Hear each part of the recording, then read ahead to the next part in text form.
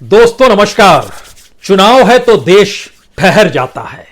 चुनाव होता है तो देश के प्रधानमंत्री दिल्ली छोड़कर उन राज्यों में चले जाते हैं जहां पर चुनाव हो रहा होता है। चुनाव होता है तो राज्यों के मुख्यमंत्री भी निकलते हैं, वह भी चुनाव प्रचार के लिए मैदान में कूद जाते हैं। जहां पर चुनाव होता है वहां पर इतना शोर होता है, लगता है लोकतंत्र का असल राग यही है। लेकिन जनता के मुद्दे धीरे धीरे चुनावी तंत्र तले गायब होते चले जाते हैं। किसी को कोई एहसास नहीं कि दरअसल कितनी बेरोजगारी है। क्या वाकई आप जानते हैं हिमाचल प्रदेश में जहां आज प्रधानमंत्री हैं और कल जब वो गुजरात में होंगे तो वहां पर कितनी बड़ी तादाद में बेरोजगारी है? क्या आपको वाकई पता है केजरीवाल जो आज गुजरात में हैं और कल हिमाचल प्रदेश में होंगे, उनके अपने राज्य की स्थिति क्या है? या फिर उन राज्यों में जाकर वह जो वादा कर रहे हैं, उन वादों के आसरे कौन सी पोटली कहां से खुलेगी, क्या इसकी कोई जानकारी है? कांग्रेस अपने तौर पर पदयात्रा कर रही है, लेकिन राज्यों की कमान संभाले हुए कांग्रेसी मुख्यमंत्रियों को भी कमान दी गई है। आप भी उन राज्यों में जाइए, जो खर्चा पानी होता है उसे भी देखिए। यानी पैसा जनता का और जनता का पैसा जनता के ऊपर खर्च ना करके अपने राजनीतिक तंत्र को कैसे मजबूत किया जाए और चुनाव के वक्त वही चुनावी तंत्र हर चीज पर हावी हो जाए, यह वाकई एक अबूझ पहेली है इस लोकतंत्र के भीतर की। लेकिन इस लोकतंत्र के भीतर जिन्हें वोट डालना है, क्या वो वाकई जानते हैं कि उनके मुद्दे हाशिए पर क्यों हैं? क्या उन्हें वाकई पता है कि जिस तरीके से वोटिंग पैटर्न है और जिसकी सत्ता होती है, तंत्र उसी के हिसाब से काम क्यों करता है? तो क्या उसे पता होता है कि दरअसल जीतेगा कौन और हारेगा कौन? और जब सत्ता बदलने की हवा होती है तो उस बदलाव की हवा का एहसास समूचे देश में होता है। लेकिन यह कौन सी स्थिति है कि देश के प्रधानमंत्री कमोवेश हर चुनावी दौर में जहां पर ऐलान हो जाए कम से कम औसतन 5 दिन जरूर गुजारते हैं, और जहां पर चुनाव ऐलान होने जा रहा है, ऐलान होने से पहले उनकी मिनिमम यानी न्यूनतम 2 यात्राएं जरूर होती है जिसमें वह अलग अलग परियोजनाओं का ऐलान करते हैं। लेकिन इस पूरी प्रक्रिया के भीतर में जनता कहां पर है, उसके मुद्दे कहां पर हैं?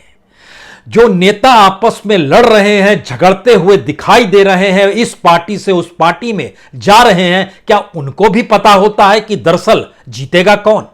और जो जीत रहा है उसके साथ जो खड़ा हो सकता है वो खड़ा हो जाता है, या फिर जो हार रहा है वो अपने दायरे में ही अपनी राजनीतिक जमी को मजबूत करने के लिए मशक्कत करता हुआ दिखाई देता है? क्योंकि राजनीति एक अलग वर्ग है और उस वर्ग के भीतर जो लूट का मंत्र है और जो चुनावी तंत्र है, दोनों मिलकर इस वर्ग को कहीं ना कहीं ऐसी रईसी में ले जाते हैं जहां पर उनके साथ पॉलिटिक्स का विशेषाधिकार जुड़ जाता है। यानी वो आम जनता से अलग दिखाई देते हैं और उनके सरोकार भी आम लोगों से मिल नहीं पाते हैं।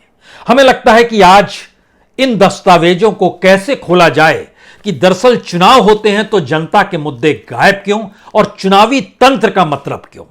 इसको इस रूप में भी आप समझ सकते हैं कि जब प्रचार प्रसार की हवा चलती है और उसके जरिए जो परसेप्शन बनता है, दरअसल चुनाव में वही मायने रखता है।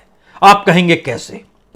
इस देश के भीतर में प्रधानमंत्री मोदी ने जितनी योजनाओं का ऐलान किया, हमारे पीछे एक किताब रखी हुई है, ये वादा फरमोश। ये एक लिहाज से आरटीआई के जरिए जो 3 लड़कों ने मिलकर इस पर काम किया, उन्होंने इस बात को डॉक्यूमेंटेड किया कि दरअसल किसी भी योजना को लेकर, वह हो सकता है मां गंगा ने बुलाया हो सकता है वो गौ माता है हमारी, इसका जिक्र हुआ हो, निर्भया फंड का जिक्र हुआ हो, महिला सशक्तिकरण का जिक्र हुआ हो, डिजिटल इंडिया का जिक्र हुआ हो, रेलवे का जिक्र हुआ हो, या जो भी योजनाएं आपके जहन में आती है, उसके बजट का सबसे बड़ा हिस्सा प्रचार में लग जाए और कई योजनाओं में प्रचार की रकम उस योजना की रकम से भी ज्यादा, और यह काम अकेले देश के प्रधानमंत्री नहीं कहते हैं। बीते दिनों एक रिपोर्ट आई थी दिल्ली को लेकर भी। दिल्ली जो बार बार कुहासे में समा जाता है, वो कुहासा नहीं होता है, वह प्रदूषण होता है। और वहां पर जानकारी आई कि 2020-21 और 21-22 में जो बायोडिकम्पोज जो पूसा इंस्टीट्यूट के जरिए दिल्ली सरकार ने कहा कि हमने उसको पैदा किया, उसको छिड़क डालिए, वह खाद में तब्दील हो जाएगा, जिसका जिक्र पराली में होता। और जानकारी आई 955 किसानों को दिल्ली में लाभ में मिला। कुल खर्च 68 लाख रुपए का, लेकिन प्रचार पर जो खर्च किया गया इन 2 बरस के भीतर वह 23 करोड़ का था। इसका सिलसिला रिपोर्ट के भीतर जिक्र भी किया गया है। लेकिन सवाल है कि अलग अलग योजनाओं के जरिए जब चुनाव के मैदान में लोग जाते हैं तो क्या प्रचार ही काम करता है और प्रचार ही उस परसेप्शन को बनाता है? क्योंकि ध्यान दीजिए, प्रधानमंत्री मोदी कमोवेश गुजरात कितनी बार गए। गुजरात में चुनाव है, 29 सितंबर को गए, 9-10 अक्टूबर को गए, 15 अक्टूबर को गए, 17 अक्टूबर को, 18 अक्टूबर, 19, 20, 21, 28, 29, 30 से लेकर 1 तक लगातार प्रधानमंत्री की यात्रा या फिर इस दौर में अलग अलग तरीके से चुनावी मशक्कत। और जब हमने उसकी पूरी फहरिस्त जमा की तो जानकारी मिली कि जो काम 5 साल में नहीं हुआ वह बीते 2 महीनों के दौरान कैसे हो गया।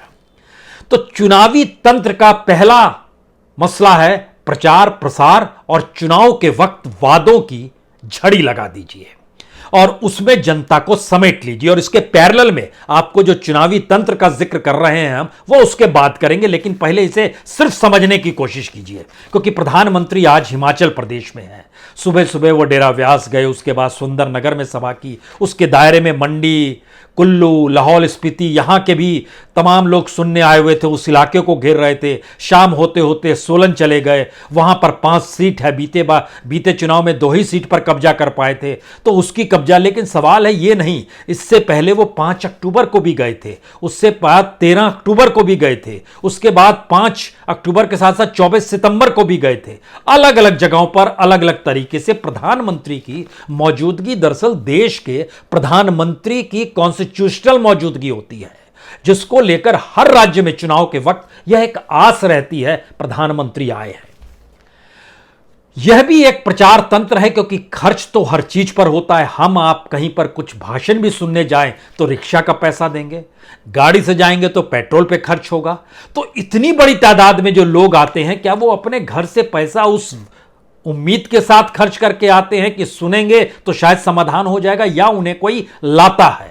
चुनावी तंत्र का पहला बजट लोगों को जमा करने की दिशा में जाता है, और यह बजट जो है बहुत छोटे दायरे में बहुत कम होता है, क्योंकि इससे ज्यादा बड़ा बजट चुनाव की प्रक्रिया में बूथ लेवल पे खर्च किया जाता है। और जो हमारे पीछे 1-2 किताबें और पढ़ी हैं, वो इलेक्शन वॉच और एडीआर, अगर इनकी रिपोर्ट्स को आप देखना शुरू कीजिएगा तो आपको जानकारी मिलेगी कि इस देश के भीतर में जितना पैसा पॉलिटिशियंस खर्च करते हैं चुनाव के वक्त, और उस दौर में जितना बिजनेस वह अलग अलग क्षेत्र को लोगों को देते हैं, जितनी मजदूरी देते हैं, जितने युवाओं को काम देते हैं, झंडा और डंडा पकड़ा देते हैं, बूथ पर बैठा देते हैं, ऐसा इस देश में कोई मॉडल ही नहीं है और कोई विजन ही किसी पॉलिटिकल पार्टी के पास नहीं है कि दरअसल वह इस देश को इस रूप में चलाए जहां पर 365 दिन इस देश की इकोनॉमी एक साइकिल की तर्ज पर घूमने लगे। अब यहां पर दूसरा मंत्र इसके ठीक पैरेलल में शुरू होता है। हमने जानकारी हासिल की कि दरअसल कितने लोग हैं बेरोजगार। हिमाचल प्रदेश का सरकारी आंकड़ा आया कि सिर्फ 2 लाख लोग बेरोजगार हैं, लेकिन जब रजिस्टर्ड बेरोजगारों की तादाद देखी तो वह 8,77,000 थे। गुजरात के भीतर भी 3,64,000 का जिक्र किया गया, जो बढ़ते बढ़ते 4 लाख पार कर गए, और उसमें अलग अलग डिस्ट्रिक्ट की जानकारी भी हासिल हुई। मसलन बड़ोदरा के भीतर 26,921 ग्रेजुएट बेरोजगार हैं, अहमदाबाद में 26,628 ग्रेजुएट बेरोजगार हैं, आनंद में 22,515 बेरोजगार हैं जो ग्रेजुएट हैं, राजकोट में 18,997 हैं जो बेरोजगार हैं यंगस्टर ग्रेजुएट, खेड़ा में लगभग 16,163 युवा बेरोजगार। इस तरह से अलग अलग डिस्ट्रिक्ट में, लेकिन वहां भी जब रोजगार की तलाश में जो रजिस्टर्ड रोजगार और अलग अलग प्राइवेट कंपनियों का जिक्र हुआ तो 12,80,000 निकल के आया। इसी तरीके से अलग अलग आने वाले वक्त में हर राज्य में चुनाव होने हैं, मध्य प्रदेश, राजस्थान, कर्नाटक, तेलंगाना, छत्तीसगढ़, हमारे पास सबका डाटा आया कि देखिए इतनी बड़ी तादाद में बेरोजगारी है। लेकिन बेरोजगार कोई मुद्दा नहीं है, बल्कि बेरोजगारी भत्ता मुद्दा है। बल्कि मुफ्त में पैसा दिया जाना मुद्दा है। कौन 1,000 देगा, कौन 1,500 देगा, कौन कितना देगा, किस रूप में देगा, इसके ठीक समानांतर आइए यह पैसा कहां से आएगा। पैसा सरकार अपने तौर पर जब सारी परिस्थितियों से पल्ला झाड़ रही है तो वो किस रूप में देगी, देगी भी या नहीं देगी, या सिर्फ कह देती है। तो जनता के सामने दो बजट एक साथ चलते हैं, एक पॉलिटिकल बजट और एक सोशल बजट। सोशल बजट हर बरस रखा जाता है, पॉलिटिकल बजट कभी सामने नहीं रखा जाता है। इसकी एक अलग बिजनेस मॉडल है। यह बिजनेस मॉडल ऊपर से नीचे तक, यानी जो अखबार होते हैं उनका भी बिजनेस मॉडल चुनाव के वक्त में 5,000 करोड़ तक का चला जाता है किसी एक राज्य के भीतर में। इलेक्ट्रॉनिक यानी टेलीविजन के दायरे में आइएगा तो वो 10,000 करोड़ से ज्यादा का बजट, यानी जो नेटवर्थ उस दौर में प्रॉफिट एंड लॉस की परिस्थिति में आते हैं तो लॉस शब्द गायब होता है, सिर्फ प्रॉफिट होता है। तो चुनाव के इस मंत्र में हमको लगता है अब जरा सिस्टमेटिकली चीजों को समझने की कोशिश कीजिए। प्रधानमंत्री गुजरात में हर महीने जाते रहे हैं, 2 दिन रहते रहे हैं, लेकिन इलेक्शन के समय उनकी भागीदारी होती है। लेकिन हम आपको एक तारीख बतलाते हैं कैसे काम होता है। 9-10 अक्टूबर को प्रधानमंत्री गुजरात पहुंचे। 15 अक्टूबर को बीजेपी ने भारतीय किसान संघ को बुलाया, जो आरएसएस की यूनिट थी। किसानों के मुद्दे पर रास्ता निकालने का जिक्र किया और किसानों को लाभ देने के लिए कुछ ऐलान कर दिए।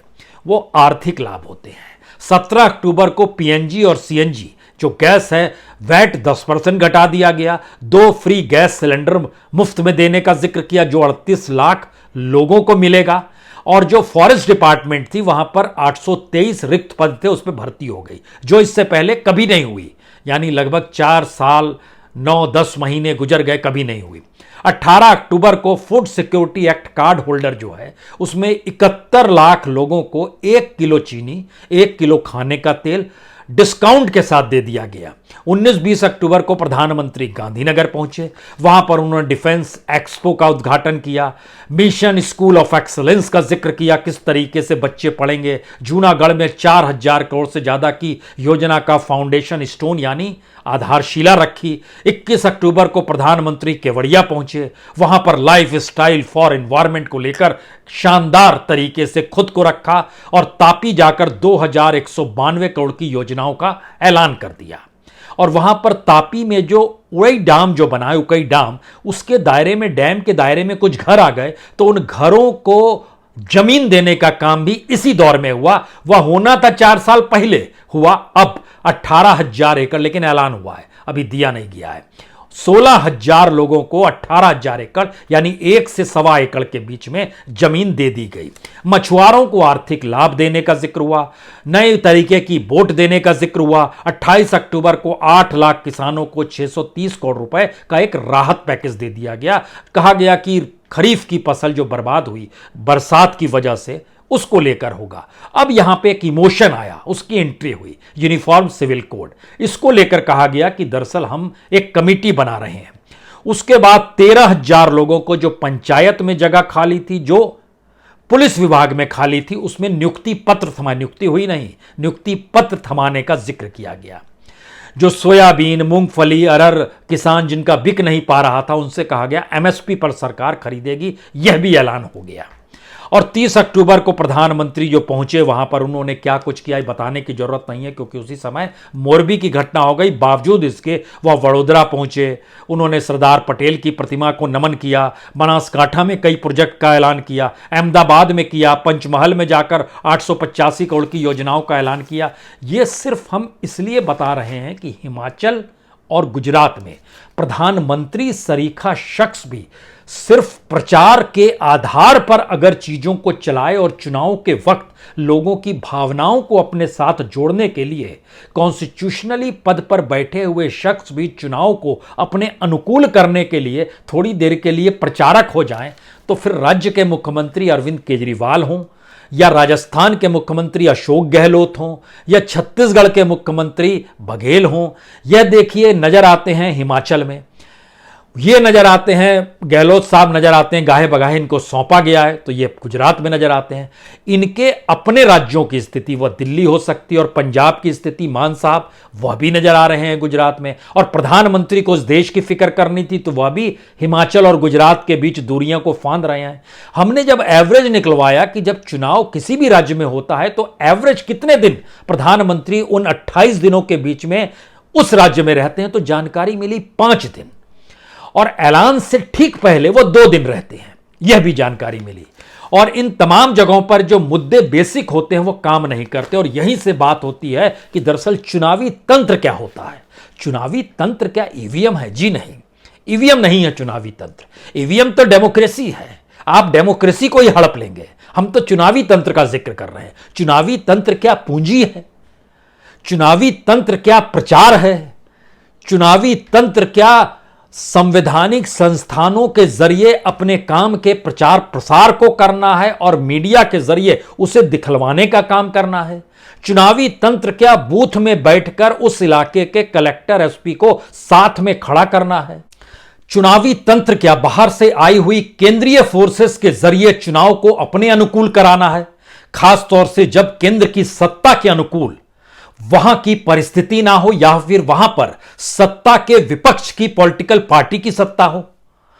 लेकिन मौजूदा वक्त में तो गुजरात में भी बीजेपी की सत्ता है, हिमाचल प्रदेश में भी बीजेपी की सत्ता है। और अगर इस फेरिस्त को बीते 4.5 बरस के दौरान इन दोनों राज्यों के भीतर कौन सी उपलब्धियां जनता के अनुकूल रही, अगर उसे परखने की कोशिश करें, और उसके ठीक समानांतर में जो राज्य की नीतियां थी वह किसे लाभ पहुंचा रही थी, और उसके जरिए कौन सी पूंजी लगातार बन रही थी, और उस पूंजी के जरिए पॉलिटिकल पार्टी को कितनी बड़ी डोनेशन मिल रही थी, या फिर पॉलिटिकल पार्टी के नेताओं के ही धंधे इस दौर में उस राज्य की सत्ता के दौरान बढ़ रहे थे, और उसके साथ उनका बैंक बैलेंस बढ़ रहा था, और उनके नेटवर्थ में जो बढ़ोतरी हो रही थी वह हर चुनाव दर चुनाव उस बढ़ोतरी का जिक्र जब हलफनामे में करते हैं, क्या उसकी जानकारी दी जाए? तो जनता इस पूरी प्रक्रिया के भीतर कहां है?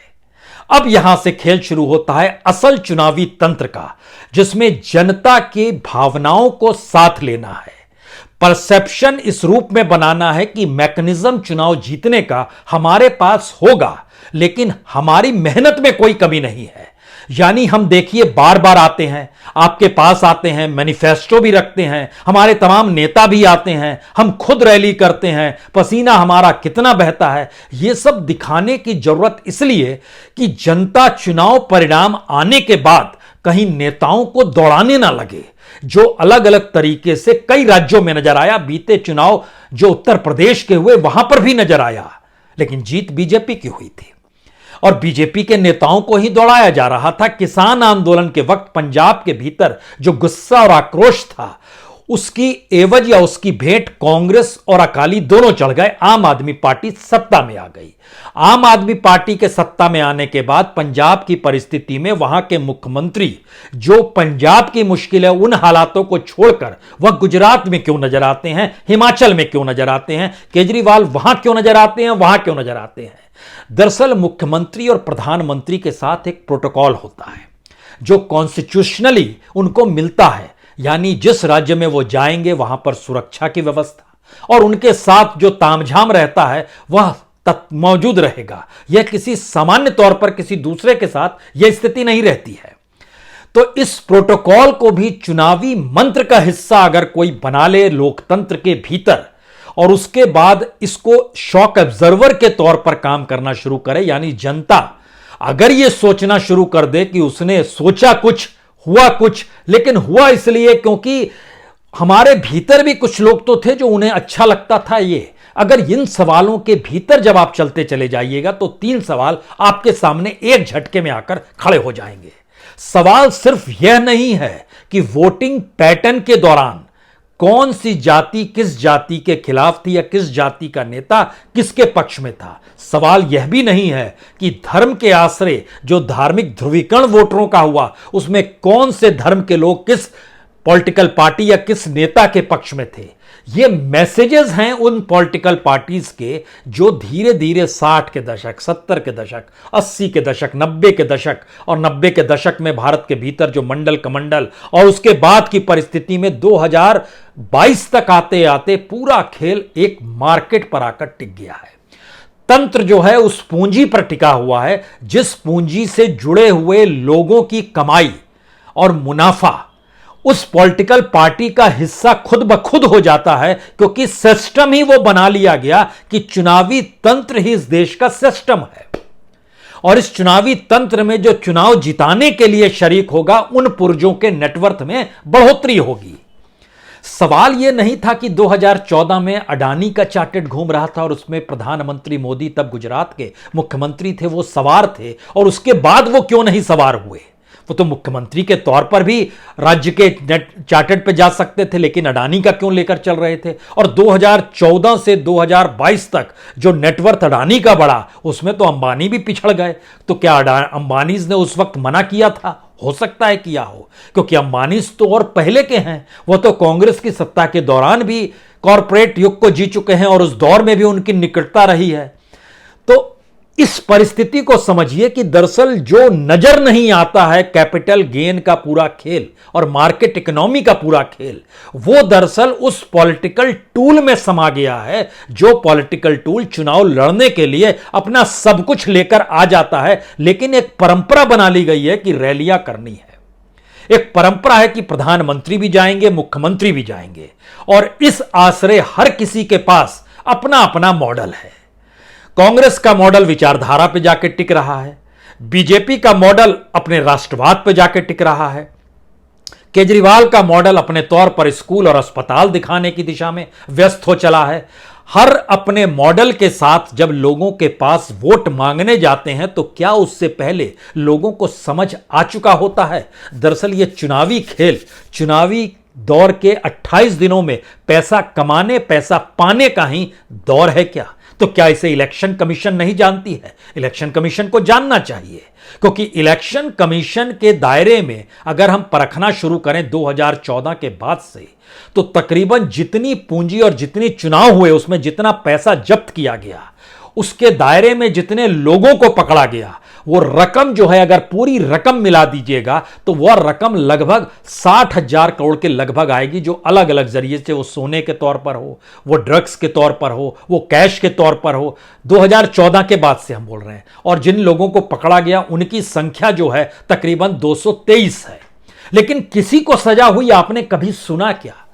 सजा नहीं हुई, मामला सुप्रीम कोर्ट में नहीं गया, इलेक्शन काल तक ही वो रहा और खत्म हो गया, डिफ्यूज हो गया। अगर उस पॉलिटिकल पार्टी का जुड़ी हुई सत्ता के लोगों की सत्ता आ गई तो यूं ही डिफ्यूज हो गया, और अगर नहीं आई तो वो दूसरी जगह मौजूद है, फिर वो खेल कर देंगे। इसमें पछड़े में फंसे कौन?